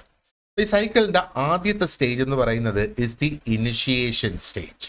അപ്പോൾ ഈ ഇനിസിയേഷനിൽ നമ്മൾ ഐഡന്റിഫൈ ചെയ്യുക എന്നുള്ളതാണ്. അതായത് ആ ഒരു പ്രോജക്റ്റിന്റെ നീഡ്സ് എന്താണ്, എന്തുകൊണ്ട് ആ ഒരു പ്രോജക്റ്റ് നമുക്ക് വേണം എന്നുള്ളത്. അപ്പൊ ഇവിടെ നമ്മൾ ഒന്നുകിൽ ഓപ്പർച്യൂണിറ്റീസ് അല്ലെങ്കിൽ പ്രശ്നങ്ങളാണ് ഈ ഒരു പ്രോജക്റ്റ് കൊണ്ട് പരിഹരിക്കാനായിട്ട് ഉദ്ദേശിക്കുന്നത്. അപ്പൊ ഒന്നുകിൽ പ്രശ്നപരിഹാരം അല്ലെങ്കിൽ പുതിയ ഓപ്പർച്യൂണിറ്റി ക്രിയേറ്റ് ചെയ്യുക എന്നുള്ളത് അല്ലേ. ഒരു എക്സാമ്പിൾ എന്താ, ഒരു കമ്മ്യൂണിറ്റിക്ക് ക്ലീൻ ഡ്രിങ്കിങ് വാട്ടർ അവർക്ക് ലഭ്യമാക്കണം, അത് ഒരു പ്രോജക്റ്റ്. അപ്പൊ അവരുടെ ആവശ്യം അതാണ്. നമ്മൾ ഡിസ്കസ് ചെയ്തായിരുന്നു അല്ലെ, കൊച്ചി മെട്രോ എന്തുകൊണ്ട് അത് വന്നു, അതിന്റെ ആവശ്യകത നമ്മൾ ഡിസ്കസ് ചെയ്ത പാർട്ട് 1 എന്ന് പറഞ്ഞതുപോലെ ഇവിടെ ഈ ഒരു കമ്മ്യൂണിറ്റിയുടെ ആവശ്യം, അപ്പോൾ ഒരു water supply project, clean drinking water supply പ്രോജക്റ്റിന്റെ ഒരു ആവശ്യകത ഇവിടെ നമ്മൾ കാണുന്നു. ഇനി അടുത്ത സ്റ്റേജ് എന്ന് പറയുന്നത്, അപ്പം ഈ നീഡ് നമ്മൾ ഐഡന്റിഫൈ ചെയ്ത് അതിന്റെ ഒബ്ജക്റ്റീവ്സ് ഡിഫൈൻ ചെയ്യുക. ഒബ്ജക്റ്റീവ്സ് ഡിഫൈൻ ചെയ്ത് അതിനുശേഷം എന്താ പറയേണ്ടത്, ആ ഒരു പ്രോജക്റ്റിന്റെ ചാർട്ടർ ഡെവലപ്പ് ചെയ്യുക. ഇപ്പൊ ചാർട്ടർ എന്ന് പറയുമ്പോഴത്തേക്ക് അത് ഒരു ഡോക്യുമെന്റ് ആണ്. It outlines the responsibilities, budgets, relevant ആയിട്ടുള്ള ഡെലിവറബിൾസ് എന്തൊക്കെയാണ് അതൊക്കെ ഡിഫൈൻ ചെയ്യുന്നത്. അപ്പൊ ഇനിഷ്യേഷൻ സ്റ്റേജിൽ ആണ് ഇതെല്ലാം വരുന്നത്. അപ്പൊ നീഡ്സ് ഐഡന്റിഫൈ ചെയ്യുന്ന, ഒബ്ജക്റ്റീവ്സ് ഡിഫൈൻ ചെയ്യുന്ന, ഒരു പ്രോജക്റ്റ് ചാർട്ടർ ക്രിയേറ്റ് ചെയ്യുന്നു. ഇത്രയും കാര്യങ്ങൾ ആ ഒരു ഇനിഷ്യേഷൻ സ്റ്റേജിന്റെ ഭാഗമായിട്ട് വരും. ഓക്കെ, ഇനി അടുത്തത് പ്ലാനിങ് സ്റ്റേജ് ആണ്. അപ്പൊ പ്ലാനിങ് സ്റ്റേജ് എന്ന് പറയുമ്പോഴത്തേക്ക് എന്താണ് ഇതിന്റെ പ്രശ്നം അല്ലെങ്കിൽ ഇതിന്റെ റൂട്ട് കോസ് എന്താണെന്ന് മനസ്സിലാക്കുന്ന, ഇപ്പൊ problem identification, problem design and feasibility appraisal ഇവിടെ വരുന്നത്. അപ്പോൾ എന്താ പറയേണ്ടത്, പ്രോബ്ലം അത് എന്താണ് പ്രശ്നം എന്നുള്ളത് അവിടെ ഐഡന്റിഫൈ ചെയ്തെടുക്കുന്നത്, അതാണ് റൂട്ട് കോസ് അനാലിസിസ് എന്ന് വേണമെങ്കിൽ നമുക്ക് പറയാം. അപ്പൊ ഈ റൂട്ട് കോസ് അനാലിസിസ് നടത്തുന്നതിന് ഒരു പക്ഷേ സർവേ നടത്തണം അല്ലെങ്കിൽ ഒരു റിസർച്ച് നടത്തണം. അപ്പൊ അവിടെ ആരൊക്കെയാണ് ഈ ഒരു പ്രശ്നം കൊണ്ട് എഫക്റ്റഡ് ആയി എന്നുള്ള ആൾക്കാരെ കണ്ടെത്തണം. എന്നിട്ട് ഈ ഇഷ്യൂ വേണ്ടി വന്നാൽ അതിന്റെ സ്കെയിൽ അനുസരിച്ച്, അതിന്റെ വലിപ്പം അനുസരിച്ച് മാനേജ് ചെയ്യത്തക്ക രീതിയിലുള്ള ചെറിയ ചെറിയ കമ്പോണൻസ് ആക്കി അതിനെ മാറ്റണം എന്നുള്ളതാണ്. പിന്നെ പ്രോജക്റ്റ് ഡിസൈനിലേക്ക് പോകുന്നത്, അതും പ്ലാനിങ്ങിന്റെ ഭാഗമായിട്ട് തന്നെയാണ് പ്രോജക്റ്റിനെ ഡിസൈൻ ചെയ്യുന്നത്. അപ്പോൾ ആ ഒരു പ്രോജക്റ്റിന്റെ സ്ട്രക്ചർ ക്രിയേറ്റ് ചെയ്ത് കൊണ്ടുവരുന്നു എന്നുള്ളത് വേണമെങ്കിൽ നമുക്ക് പറയാം. എങ്ങനെ ഇതിന്റെ ഒബ്ജക്റ്റീവ്സ് നമുക്ക് മീറ്റ് ചെയ്യാനായിട്ട് സാധിക്കും, ഇതിന്റെ സ്കോപ്പ് എന്താണെന്നുള്ളത് ഡിഫൈൻ ചെയ്യണം, എന്തൊക്കെയാണ് റിസോഴ്സസ് വേണ്ടതെന്ന് മനസ്സിലാക്കണം, ആൻഡ് അതിന്റെ ടൈം ലൈൻ കൃത്യമായിട്ട് നമ്മൾ ഡിസൈൻ ചെയ്തെടുക്കണം. ഓക്കെ, അപ്പൊ അതിന്റെ കീ എലിമെന്റ്സ് എന്ന് പറയുന്ന ഒന്ന് അതിന്റെ ബൗണ്ടറീസും അതിന്റെ ഡെലിവറബിൾസും തീരുമാനിക്കുക, അതാണ് സ്കോപ്പ് എന്ന് പറയുന്നത്. റിസോഴ്സസിന്റെ അലോക്കേഷൻ അവിടെ നടത്തുക, ഫിനാൻഷ്യൽ റിസോഴ്സസ് ആകാം, ഹ്യൂമൻ റിസോഴ്സസ് ആകാം, ടെക്നിക്കൽ റിസോഴ്സസ് ആകാം. അതേപോലെ ടൈം ലൈൻസ് തീരുമാനിക്കുക, മൈൽ സ്റ്റോൺസ് ഡിറ്റർമിൻ ചെയ്ത് നേരത്തെ വെക്കുക, എപ്പോഴൊക്കെയാണ് അത് കംപ്ലീറ്റ് ചെയ്ത് വരേണ്ടത്. ആൻഡ് പിന്നെ വരുന്നത് അതിന്റെ ആ ഒരു ഫീസിബിലിറ്റി അപ്രൈസൽ ആണ്, അല്ലെങ്കിൽ പ്രോജക്റ്റിന്റെ തന്നെ ആ ഒരു അപ്രൈസൽ നടത്തുന്നത്. അപ്പൊ അത് ഫീസിബിൾ ആണോ, അതിനകത്ത് എന്തൊക്കെ റിസ്ക് വരാൻ സാധ്യതയുണ്ട്, എന്തൊക്കെ തരത്തിലുള്ള എന്താ പറയേണ്ടത് ആ ഒരു ഇമ്പാക്റ്റ് ഇത് ഉണ്ടാക്കും എന്നുള്ളത് മനസ്സിലാക്കണം. അപ്പൊ ഇവിടെ ഒരു ഫീസിബിലിറ്റി അനാലിസിസ് നടത്തുന്നു, ഒരു റിസ്ക് അസസ്മെന്റ് നടത്തുന്നു, ആൻഡ് എന്താ ഒരു ഇമ്പാക്റ്റ് അസസ്മെന്റും ഇവിടെ നടത്തുന്നു എന്നുള്ളതാണ്. അപ്പൊ ശരിക്കും പ്ലാനിങ് ഫേസിലാണ് ഈ ഒരു ഡീറ്റെയിൽഡ് ആയിട്ടുള്ള റോഡ് മാപ്പ് എന്താ പറയേണ്ടത് ആ ഒരു പ്രോജക്റ്റിന്റെ ഗോൾസ് അച്ചീവ് ചെയ്യുന്നതിന് വേണ്ടിയിട്ട് നമ്മൾ ക്രിയേറ്റ് ചെയ്യുന്നത്. Okay, and then comes the implementation. ആ ഒരു പ്രോജക്റ്റിന്റെ ലൈഫ് സൈക്കിളിൽ ഇംപ്ലിമെന്റേഷൻ ആണ് അടുത്തത് വരുന്നത്. അപ്പം ഇംപ്ലിമെന്റേഷനിലെ കീ ആക്ടിവിറ്റീസ് എന്തൊക്കെയാണ്, ആ ഒരു പ്ലാൻ ചെയ്ത് വെച്ചിട്ടുള്ള ടാസ്കും ആക്ടിവിറ്റീസും. അപ്പൊ എന്താണ് ടാസ്ക്, എന്താണ് ആക്ടിവിറ്റീസ്, ഇത് നമ്മൾ ഓൾറെഡി ഡിഫൈൻ ചെയ്തിട്ടുണ്ട് അല്ലേ. അപ്പൊ അതിന്റെ എക്സിക്യൂഷൻ, നടത്തിപ്പാണ് ശരിക്കും ഇവിടെ ഈ നടക്കുന്നത്. ആൻഡ് ആ റിസോഴ്സസിനെ മാനേജ് ചെയ്യുക, പല ടീംസ് ഇതിൽ ഇൻവോൾവ്ഡ് ആയിരിക്കും, ആ ടീമുകളെ കോർഡിനേറ്റ് ചെയ്ത് കൊണ്ടുപോവുക എന്നുള്ളത്. അതേപോലെ തന്നെ നമ്മൾ ടൈം ലൈൻസ് കീപ്പ് ചെയ്യുന്നുണ്ട്, ക്വാളിറ്റി സ്റ്റാൻഡേർഡ്സ് കീപ്പ് ചെയ്യുന്നുണ്ട് എന്നും ഇവിടെ ഉറപ്പുവരുത്തണം എന്നുള്ളതാണ്. ഓക്കെ, ആൻഡ് അടുത്ത സ്റ്റേജ് എന്ന് പറയുന്നത്, അല്ലെങ്കിൽ പ്രോജക്റ്റ് ലൈഫ് സൈക്കിളിൽ അടുത്ത സ്റ്റേജ് മോണിറ്ററിങ് ആൻഡ് കൺട്രോളിങ് ആണ്. അപ്പൊ ഇവിടെ എന്ന് പറഞ്ഞാൽ പ്രോഗ്രസ് ട്രാക്ക് ചെയ്യുക എന്നുള്ളത്. അപ്പോൾ എന്താ പറയേണ്ടത്, ആ ഒരു ആക്ച്വൽ പെർഫോമൻസിനെ പ്രോജക്റ്റ് പ്ലാനുമായിട്ട് താരതമ്യം ചെയ്ത് ഇത് ആ ഒരു പ്ലാൻ പ്രകാരം മുമ്പോട്ട് പോകുന്നുണ്ടോ എന്നുള്ളത് നടത്തണം.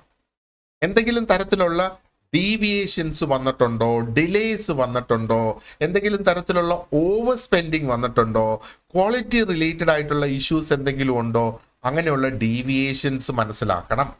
അത് മനസ്സിലാക്കുക മാത്രമല്ല അതിന് കറക്റ്റീവ് ആക്ഷൻസ് എടുക്കണം. അപ്പോൾ ഒരു പക്ഷേ റിസോഴ്സസ് അഡ്ജസ്റ്റ് ചെയ്യേണ്ടതായിട്ട് വരും, സ്കെഡ്യൂൾസ് മാനേജ് ചെയ്യേണ്ടതായിട്ട് വരും, ആൻഡ് ഈ എന്തെങ്കിലും ഡീവിയേഷൻസ് നടത്തിയിട്ടുണ്ടെങ്കിൽ ആ ഡീവിയേഷൻസിനെ അഡ്രസ് ചെയ്യുന്നതിനുള്ള സ്ട്രാറ്റജീസ് ഡെവലപ്പ് ചെയ്യേണ്ടതായിട്ടുണ്ട്. അടുത്ത സ്റ്റേജ് എന്ന് പറയുന്നത് ക്ലോഷർ ആണ്. അപ്പോൾ ക്ലോഷർ എന്താ, ആ ഒരു ഡെലിവറബിൾസ് ഫൈനലൈസ് ചെയ്യുകയാണ്. അപ്പൊ ഈ ഒരു പ്രോജക്റ്റിന്റെ ഔട്ട്പുട്ട് എല്ലാ തരത്തിലുള്ള ക്വാളിറ്റി സ്റ്റാൻഡേർഡ്സ് മീറ്റ് ചെയ്യുന്നുണ്ട്. ആ സ്റ്റേക്ക് ഹോൾഡേഴ്സിന്റെ എക്സ്പെക്ടേഷൻ എന്താണോ ആ എക്സ്പെക്ടേഷൻ അനുസരിച്ച് ഇത് പൂർത്തീകരിച്ചിട്ടുണ്ടെന്ന് ഉറപ്പുവരുത്തുന്ന ഒരു സ്റ്റേജ് ആണ്. ആൻഡ് ഫോമൽ ആയിട്ടുള്ള ഒരു ഹാൻഡ് ഓവർ ഇവിടെ നടക്കുന്നു, അല്ലെങ്കിൽ അതിന്റെ എൻഡ് യൂസേഴ്സിന് തുറന്നു കൊടുക്കുന്നു എന്ന് വേണമെങ്കിൽ നമുക്ക് പറയാം. ഈ ഒരു സ്റ്റേജിൽ ഡോക്യുമെന്റേഷനും വളരെ ഇമ്പോർട്ടൻ്റ് ആണ്. ഫൈനൽ റിപ്പോർട്ട്സ് ഉണ്ടാകണം, ഇവാലുവേഷൻ റിപ്പോർട്ട്സ് ഉണ്ടാകണം, ഇതിൽ നിന്ന് എന്തൊക്കെ പ്രശ്നങ്ങൾ ഉണ്ടായി, ആദ്യം നമുക്ക് എന്തൊക്കെ പഠിക്കാൻ സാധിച്ചു എന്നുള്ളത്. And finally the last stage is evaluation. ഇപ്പൊ ഇവാലുവേഷൻ എന്ന് പറയുമ്പോഴത്തേക്ക് ഒന്ന് നമ്മൾ ഇമ്പാക്ട് അസസ് ചെയ്യണം. ആ ഒരു പ്രോജക്റ്റിന്റെ ഔട്ട്കം എഗെയിൻസ്റ്റ് ദ ഒബ്ജക്റ്റീവ്, അതിന്റെ ഒബ്ജക്റ്റീവ്സ് നമുക്ക് ഒരു സൈഡിലുണ്ട്. ഈ ഒബ്ജക്റ്റീവ്സ് ഓരോന്നോരോന്നായിട്ട് നമുക്ക് മീറ്റ് ചെയ്യാനായിട്ട് സാധിച്ചോ എന്നുള്ളത് നോക്കുക. അതേപോലെ ഫീഡ്ബാക്ക്, ആ സ്റ്റേക്ക് ഹോൾഡേഴ്സിൽ നിന്നുള്ള ഫീഡ്ബാക്ക് നമ്മൾ ശേഖരിക്കണം, അവരുടെ സജഷൻസ് നമ്മൾ എടുക്കണം. ഇനി ഫെർദർ ഇംപ്രൂവ്മെന്റ് എങ്ങനെ നമുക്ക് ഇതിനകത്ത് സാധ്യമാകും എന്നുള്ളതിനെ കുറിച്ചും നമ്മൾ മനസ്സിലാക്കി എടുക്കുക എന്നുള്ളതാണ്. അപ്പൊ ഈ ഒരു പ്രോജക്റ്റ് സൈക്കിളിന്റെ ഒരു ഡീറ്റെയിൽഡ് ആയിട്ടുള്ള ഒരു വിഷ്വൽ റെപ്രസെൻറ്റേഷൻ ഞാൻ നിങ്ങളുടെ നോട്ട്സിൽ കൊടുത്തിട്ടുണ്ട്. ആൻഡ് ആ ഒരു വിഷ്വൽ റെപ്രസെൻറ്റേഷൻ എങ്ങനെ വായിച്ച് മനസ്സിലാക്കണം എന്നുള്ളതിൻ്റെ ഡീറ്റെയിൽസും കൂടെ ഞാൻ ആ നോട്ട്സിൽ നിങ്ങൾക്ക് അതിനകത്ത് കൊടുത്തിട്ടുണ്ട്. So that will make it more easier for you to understand what the project life cycle is all about. ഇനി നമുക്ക് ഈ ഒരു എന്താ പറയേണ്ടത്, ഈ ഒരു സെറ്റ് ഓഫ് ടോപ്പിക്സ് അനുസരിച്ച് അടുത്തത് പ്രോജക്റ്റ് മാനേജ്മെന്റ് ആണ് നമുക്ക് നോക്കാനുള്ളത്. So project management is the art of planning, executing and evaluating projects. ഇത് എല്ലാം കൂടെ വരുന്നതാണ് പ്രോജക്റ്റ് മാനേജ്മെന്റ് എന്ന് പറയുന്നത്. സോ ബേസിക്കലി നമുക്ക് പറയാം പ്രോജക്റ്റ് മാനേജ്മെന്റ് എന്ന് പറയുമ്പം it is A series of processes and activities. അപ്പൊ ഈ പ്രോസസ്സസും ഈ ആക്ടിവിറ്റീസും അത് എയിം ചെയ്യുന്നത് അതിന്റെ പ്ലാനിങ്ങിനെയും എക്സിക്യൂഷനെയും ഇവാലുവേഷനെയുമാണ്.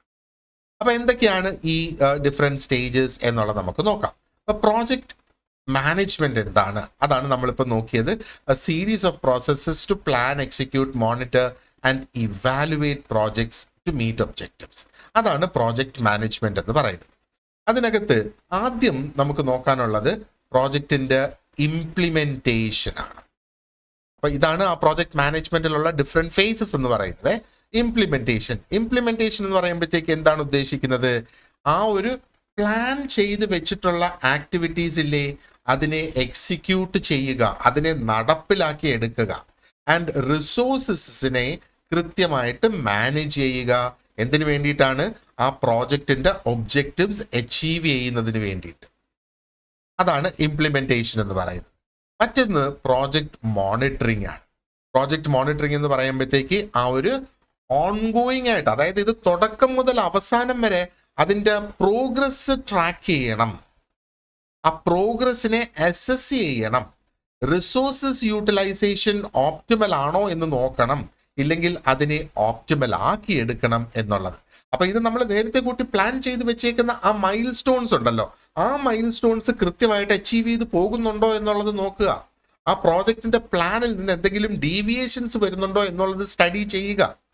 എന്തെങ്കിലും തരത്തിലുള്ള ഓവർ റൺ നടക്കുന്നുണ്ടെങ്കിൽ അതിനെ റീഅലൈൻ ചെയ്ത് തിരിച്ചു കൊണ്ടുവരിക എന്നുള്ളതാണ്. ഇനി അടുത്തത് പ്രോജക്റ്റ് റിവ്യൂ ആണ് പ്രോജക്റ്റ് മാനേജ്മെന്റിലെ ഒരു കീ പ്രോസസ് എന്ന് പറയുന്നത്. അപ്പോൾ പ്രോജക്റ്റ് റിവ്യൂ എന്ന് പറയുമ്പോഴത്തേക്ക് പീരിയോഡിക് ആയിട്ട് കൃത്യ ഇടവേളകളിൽ നടത്തുന്ന ഇവാലുവേഷൻ ആണ്.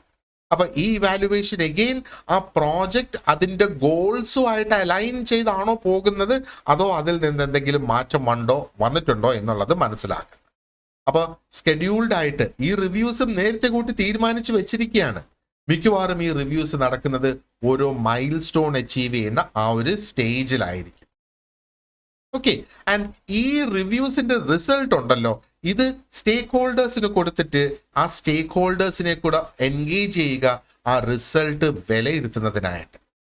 വേണ്ടി വന്നാൽ എന്താ പറയേണ്ടത്, അതിന്റെ സ്ട്രാറ്റജിയിൽ ചേഞ്ചസ് വരുത്താം, ഇതിന്റെ റിസൾട്ടിനെ വിലയിരുത്തിയതിനു ശേഷം ചേഞ്ചസ് അവിടെ വരുത്താം എന്നാണ്. ആൻഡ് മറ്റൊരു സംഗതി എന്ന് പറയുന്നത് ഇസ് ദി ഇവാലുവേഷൻ. ഇവാലുവേഷൻ ആണ് ആ ഒരു final assessment of the project.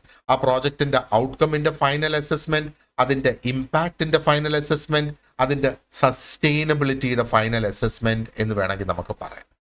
അപ്പൊ ഇതിനകത്ത് എന്താണ്, ആ ഒരു ആക്ച്വലായിട്ട് ഉണ്ടായിട്ടുള്ള ഔട്ട്കമ്മിനെ എടുത്തിട്ട് ആ പ്ലാൻഡ് ആയിട്ടുള്ള ഔട്ട്കമ്മുമായിട്ട് അതിനെ നമുക്ക് താരതമ്യം ചെയ്ത് നോക്കാം. ആ പ്രോജക്റ്റിന്റെ ലോങ് ടേം ബെനിഫിറ്റ്സും സസ്റ്റൈനബിലിറ്റിയും ഈ ഒരു സ്റ്റേജിൽ അസസ് ചെയ്യാം. എന്നിട്ട് അതിൽ നിന്ന് പഠിച്ച പാഠങ്ങൾ, അതിൽ നിന്ന് എന്തൊക്കെ മനസ്സിലാക്കി എന്നുള്ളതിനെ ഡോക്യുമെന്റ് ചെയ്തും മുമ്പോട്ട് കൊണ്ടുപോകാം എന്നുള്ളതാണ്. അപ്പോൾ ആ ഒരു ഓവറോൾ സക്സസ് റേറ്റ് എന്താണ് എന്നുള്ളത് ആ ഒരു പ്രോജക്റ്റിൻ്റെ നമുക്ക് മനസ്സിലാക്കാനായിട്ട് സാധിക്കും. എന്ന് മാത്രമല്ല, ഇൻ ഫ്യൂച്ചർ പ്രോജക്ട്സിന്റെ ഇംപ്രൂവ്മെന്റിന് വേണ്ടിയിട്ടും നമുക്ക് സാധിക്കും. കാരണം ഇവിടെ ഉണ്ടാകുന്ന പാളിച്ചകളിൽ നിന്ന് പഠിച്ചാൽ ഭാവിയിലുള്ള പ്രോജക്ട്സിനെ അത് ബാധിക്കാതെ മുമ്പോട്ട് കൊണ്ടുപോകാനായിട്ട് നമുക്ക് സാധിക്കും. അപ്പോൾ ഇതാണ് നമ്മളിപ്പോൾ ഡിസ്കസ് ചെയ്ത ആ ഒരു പ്രോജക്റ്റ് മാനേജ്മെന്റിന്റെ ഒരു സിസ്റ്റമാറ്റിക് ആയിട്ടുള്ള ഒരു അപ്രോച്ച് എന്ന് പറയുന്നത്. അപ്പം ഇംപ്ലിമെന്റേഷൻ ഒരു ഫേസ് ആണ് പ്രോജക്റ്റ് മാനേജ്മെന്റിന്റെ, മോണിറ്ററിംഗ് ഒരു ഫേസ് ആണ്, റിവ്യൂ ഒരു ഫേസ് ആണ്, ഇവാലുവേഷനും ഒരു ഫേസ് ആണ്. അപ്പൊ ഇവിടെ നോക്കിയേ, each phase feeds into the next എന്നാണ് പറയുന്നത്. അപ്പോൾ ഈ ഒരു ഫേസ് കംപ്ലീറ്റ് ആക്കുമ്പോൾ അപ്പോഴാണ് നമുക്ക് അടുത്ത ഫേസ് സ്റ്റാർട്ട് ചെയ്യാനായിട്ട് സാധിക്കുന്നത്. അപ്പോഴാണ് എന്താ പറയേണ്ടത്, ഒരു സൈക്കിൾ ഓഫ് കണ്ടിന്യൂസ് ഇംപ്രൂവ്മെന്റ് നമുക്ക് ഇതിന് കൊണ്ടുവരാനായിട്ട് സാധിക്കുക എന്നുള്ളത്. അപ്പൊ ഇവിടെ ഈ ഒരു ഇവാലുവേഷൻ കഴിഞ്ഞാൽ ഒരു പക്ഷെ വീണ്ടും അതിന് ഇംപ്ലിമെന്റേഷൻ മുതൽ സ്റ്റാർട്ട് ചെയ്ത് പോകാം എന്നുള്ളത് നമ്മളൊന്ന് മനസ്സിൽ വെച്ചോളുക എന്നുള്ളത്. അപ്പോൾ എഫക്റ്റീവ് ആയിട്ടുള്ള പ്രോജക്റ്റ് മാനേജ്മെന്റ് എന്ന് പറയുമ്പോഴത്തേക്ക് ആ ഒരു project it is delivered on time, അത് വിതിൻ ദ ബഡ്ജറ്റ് ആണ്, and it also satisfies all stakeholders എന്നൊക്കെയുള്ളത് പ്രോജക്റ്റ് മാനേജ്മെന്റിലൂടെയാണ് നമ്മൾ അതിനെ ഉറപ്പുവരുത്തുന്നത്. അപ്പോൾ ഇംപ്ലിമെന്റേഷനിൽ ഫോക്കസ് ചെയ്യണം, മോണിറ്ററിംഗിൽ ഫോക്കസ് ചെയ്യണം, റിവ്യൂവിലും ഇവാലുവേഷനിലും ഫോക്കസ് ചെയ്യണം എന്നുള്ളതാണ്. Okay, so this now brings us to the end of discussion of all these topics. അപ്പോൾ നമ്മൾ ആ ഒരു എന്താ പറയേണ്ടത്, തുടക്കത്തിൽ നമ്മൾ ഡിസ്കസ് ചെയ്തതുപോലെ എന്താ പ്രോജക്റ്റിൻ്റെയും പ്ലാനിങ്ങിൻ്റെയും ഡെഫിനിഷൻ, അതിൻ്റെ റിലേറ്റഡ് ആയിട്ടുള്ള കോൺസെപ്റ്റ്സ്, അതിൻ്റെ ഫീച്ചേഴ്സ് നമ്മൾ സ്പെസിഫിക് ആയിട്ട് നോക്കി, പ്രോജക്റ്റ് സൈക്കിൾ എന്താണെന്ന് നമ്മൾ നോക്കി, പ്രോജക്റ്റിൻ്റെ ക്ലാസിഫിക്കേഷൻ നോക്കി, പ്രോജക്റ്റ് പ്ലാനിങ് നോക്കി, ആൻഡ് പ്രോജക്റ്റ് മാനേജ്മെന്റ്. ഇത്രയും നമ്മൾ ഇതിനകത്ത് കംപ്ലീറ്റ് ചെയ്തിട്ടുണ്ട്. അപ്പോൾ നിങ്ങൾക്ക് പ്രാക്ടീസിനുള്ള ക്വസ്റ്റ്യൻസും അതിൻ്റെ ആൻസേഴ്സും നിങ്ങളുടെ നോട്ട്സിൻ്റെ കൂടെ നൽകിയിട്ടുണ്ട്. You can go through those. അതുകൂടാതെ നമ്മൾ ഇതിൻ്റെ അകത്ത് അടുത്ത ബ്ലോക്ക് ഓഫ് ടോപ്പിക്സും കൂടെ കംപ്ലീറ്റ് ചെയ്യുമ്പോഴത്തേക്ക് നിങ്ങളുടെ മോക്ക് ടെസ്റ്റും ഉണ്ടാകും എന്നുള്ളത്. അപ്പോൾ ഈ വീഡിയോ ഇഷ്ടപ്പെട്ടെങ്കിൽ ഒന്ന് ലൈക്ക് ചെയ്യുക, ചാനൽ സബ്സ്ക്രൈബ് ചെയ്യുക. ആൻഡ് ഇതിനെ ബേസ് ചെയ്ത്, അല്ലെങ്കിൽ ഈ ഒരു ബ്ലോക്കിൽ ഞാൻ ആ പാർട്ട് 1 നിങ്ങൾക്ക് ആ ഒരു PDF കാണിച്ചു തന്നിരുന്നു അല്ലേ സിലബസിൻ്റെ. അപ്പോൾ അതിനകത്ത് ബാക്കി വീഡിയോസ് ഒക്കെ ലഭിക്കുന്നതിനായിട്ട് you can join the gold batch. അപ്പം വീഡിയോസ് മാത്രമല്ല, വീഡിയോ ക്ലാസ്സസ് ഉണ്ടാകും, നോട്ട്സ് ഉണ്ടാകും, നിങ്ങൾക്ക് പ്രാക്ടീസിനുള്ള ക്വസ്റ്റ്യൻസും ആൻസേഴ്സും ഉണ്ടാകും, മോക്ക് ടെസ്റ്റ്, മോഡൽ എക്സാം, ഇതെല്ലാം നിങ്ങൾക്ക് അതിലൂടെ ലഭിക്കുന്നതായിരിക്കും. Okay, so wish you all the very best and thank you very much for joining me today. This is Sebastian signing off. See you in the next lesson. Have a great day. Thank you.